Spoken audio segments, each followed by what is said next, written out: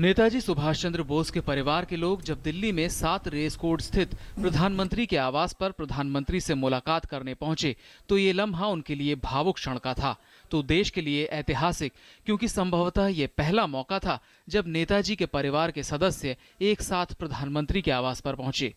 नेताजी के परिवार के 35 सदस्य पीएम से मिलने पहुंचे थे। इस मुलाकात में गृह मंत्री राजनाथ सिंह, विदेश मंत्री सुषमा स्वराज समेत तमाम लोग मौजूद थे। मुलाकात में परिवार ने गोपनीय फाइलों को सार्वजनिक करने की मांग की तो प्रधानमंत्री ने भरोसा दिलाया कि अगले साल 23 जनवरी को नेताजी की जयंती के मौके पर फाइलों को सार्वजनिक करने की प्रक्रिया शुरू की जाएगी। पीएम ने यह भी कहा कि इतिहास को छिपाने की जरूरत नहीं है।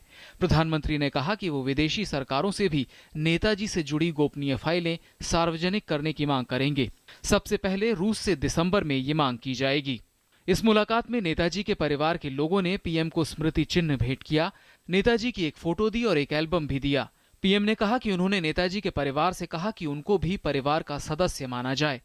पीएम ने पिछले महीने मन की बात कार्यक्रम में कहा था कि वो अक्टूबर में अपने आवास पर नेताजी के परिवार के 50 से अधिक सदस्यों की अगवानी करेंगे और उन्हें उनका स्वागत करने में खुशी महसूस होगी।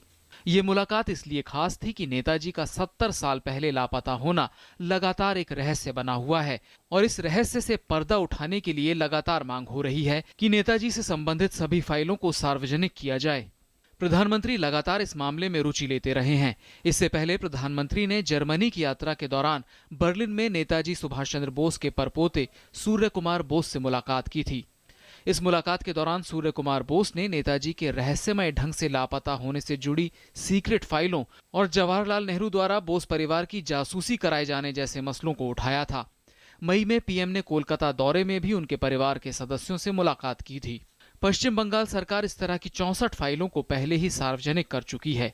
ये फाइलें 1937 से 1947 के बीच हैं और इनमें नेताजी की रहस्यमयी गुमशुदगी से जुड़े राज दर्ज हैं। इन 64 फाइलों में से 55 कोलकाता पुलिस के पास और 9 अन्य राज्य पुलिस के पास थीं।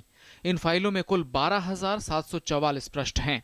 पश्चिम बंगाल सरकार ने नेताजी और उनसे जुड़े मामलों के साल 1938 से 1947 के बीच के कैबिनेट के दस्तावेज भी सार्वजनिक कर दिए। ममता सरकार ने उस दौरान हुई कैबिनेट की 401 बैठकों के दस्तावेजों की सूचनाओं वाली एक सीडी भी जारी की। हालांकि इसके बावजूद केंद्र सरकार के पास बड़ी संख्या में फाइलें हैं जिन्हें अभी सार्वजनिक किया जाना बाकी है। परिवार की लंबे समय से मांग रही है कि केंद्र सरकार रूस, जापान, चीन, अमेरिका, ब्रिटेन, सिंगापुर और मलेशिया को नेताजी से संबंधित उनके पास मौजूद सभी फाइलों को सार्वजनिक करने के लिए पत्र लिखें।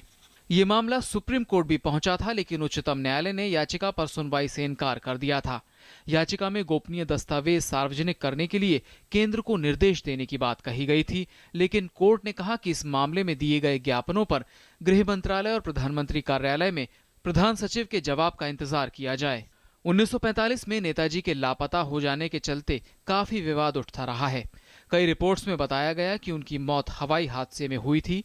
नेताजी की मौत कब और कैसे हुई, इसका जवाब तलाशने के लिए 1956 के बाद 3 बड़े आयोगों ने जांच की, लेकिन कुछ नतीजा नहीं निकला। देश की आजादी में अमूल्य योगदान देने वाले नेताजी की मौत को लेकर अब एक उम्मीद जगी है कि शायद अब उनकी मौत के रहस्य पर से कुछ पर्दा उठ सकेगा। सुधाकर दास, डीडी न्यूज।